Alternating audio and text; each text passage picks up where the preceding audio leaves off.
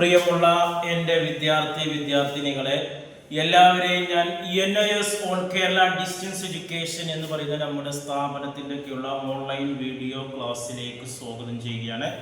ഇന്ന് ഞാൻ നിങ്ങൾക്ക് മുമ്പിൽ പ്രസന്റ് ചെയ്യുന്നത് ENIS +2 ഹോം സയൻസിൻ്റെ ന്യൂ സിലബസ് അനുസരിച്ചുള്ള ക്ലാസ് ആണ്.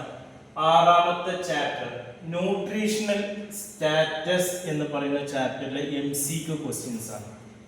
1 മാർക്കിന്റെ വിവിധ ക്വസ്റ്റ്യൻസും ആൻസറാണ് നിങ്ങൾക്ക് മുമ്പിൽ അവതരിപ്പിക്കുന്നത്. ആദ്യമായിട്ട് എൻ്റെ വീഡിയോ കേൾക്കുന്ന എല്ലാവരും ലൈക്ക് ചെയ്യുക, ഷെയർ ചെയ്യുക, കമൻറ്റ് ചെയ്യുക, സബ്സ്ക്രൈബ് ചെയ്യുക.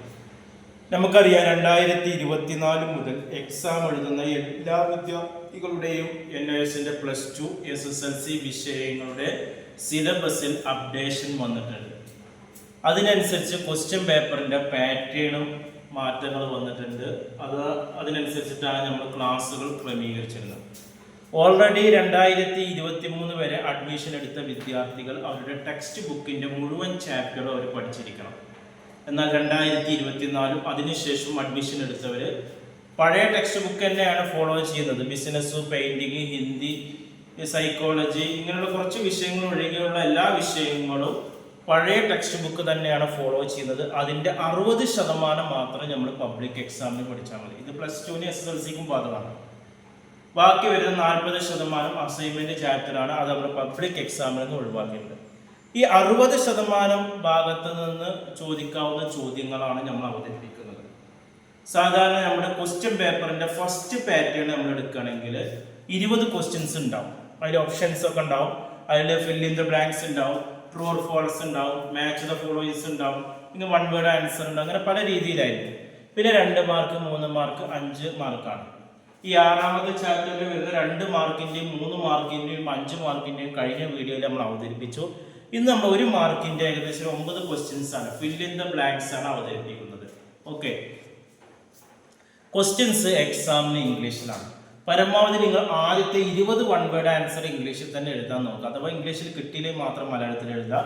പിന്നെ വരുന്ന 2 മാർക്ക്, 3 മാർക്ക്, 5 മാർക്ക് അത് നിങ്ങൾക്ക് മലയാളത്തിലോ അല്ലെങ്കിൽ ഇംഗ്ലീഷിലോ എഴുതാവുന്ന ക്വസ്റ്റ്യൻസ് ഇംഗ്ലീഷിലാണ് നമ്മൾ വരുന്നത്. അതുകൊണ്ടാണ് ബോർഡിൽ ഇംഗ്ലീഷിൽ എഴുതി പ്രാക്ടീസ് ചെയ്യുന്നത്. Okay, first fill in the blanks ആണ് പറയുന്നത്. Malnutrition refers to both and dash and dash ആണ്. ഈ മൾ ന്യൂട്രീഷൻ തന്നെ പോഷകാഹാരക്കുറവാണ്. ഈ പോഷകാഹാരക്കുറവ് എന്ന് പറയുന്നത് എന്താണ്? ഡാഷ് ആൻഡ് ഡാഷ് അതിൻ്റെ ഒരു നിർവചനമാണ്. Under nutrition and over nutrition ആണ്. അമിതമായിട്ടുള്ള പോഷകവും വരാം, കുറഞ്ഞ പോഷകം, അത് രണ്ടും പ്രശ്നമാണ്. ബാലൻസ് ചെയ്ത് കൊണ്ടുപോകണം, അപ്പോഴാണ് ഈ പ്രശ്നം ഒഴിവാകുന്നത്. അപ്പം മൾ ന്യൂട്രീഷൻ തന്നെ ഒരാളിന് പോഷകത്തിൻ്റെ അളവ് കൂടിയാലും പോഷകത്തിൻ്റെ അളവ് കുറഞ്ഞാലും അദ്ദേഹത്തിൻ്റെ ശരീര അവസ്ഥയിൽ വരുന്ന അവസ്ഥയാണ് എന്ത് പറയുന്നത്? മൾ ന്യൂട്രീഷൻ, പോഷകാഹാരക്കുറവ് എന്ന് പറയുന്നത്. 2ാമത്തെ ചോദ്യം under nutrition refers due two of 1 or more nutritions ആണ്.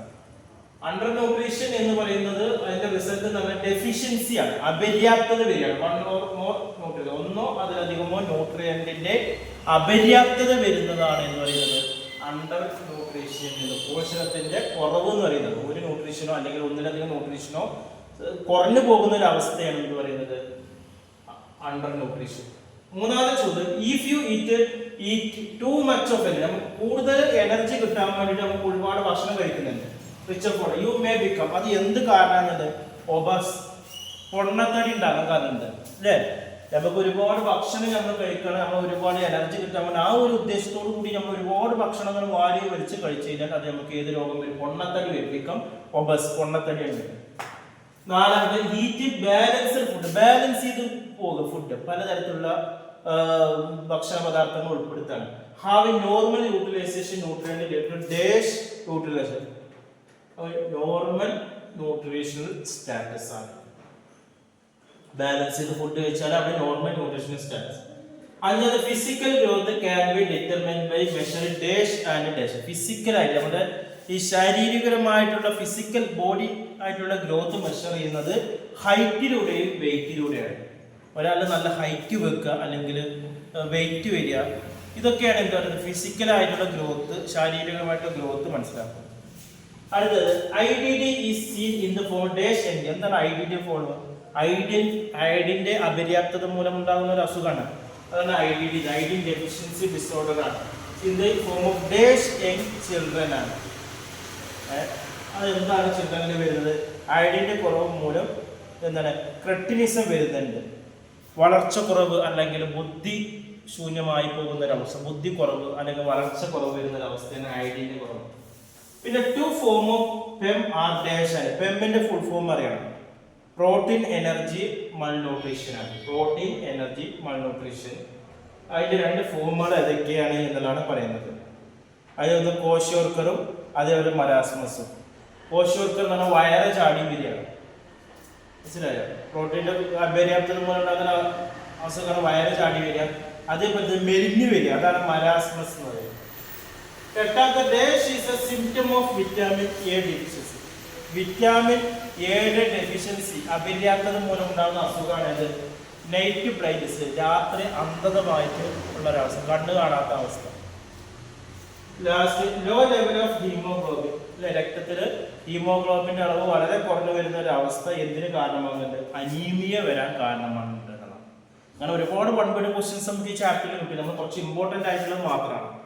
ഇത് ഇൻഡെക്സ് ക്വസ്റ്റ്യൻസ് 1 through 3 മാത്രമേ നമ്മൾ എടുത്തിട്ടുള്ളൂ. 6ാമത്തെ ചാപ്റ്ററിൽ ഇതിൽ 6.1ഉം 6.3 മാത്രമാണ് നമ്മൾ 1 word ആയിട്ട് എടുത്തിട്ടുള്ളൂ. ഓക്കെ, ഇനി ഇതേപോലെ നമുക്ക് ഒരുപാട് ഇൻഡെക്സ് ക്വസ്റ്റ്യൻസ് കിട്ടും. അത് നന്നായിട്ട് നിങ്ങൾ പ്രാക്ടീസ് ചെയ്യണം.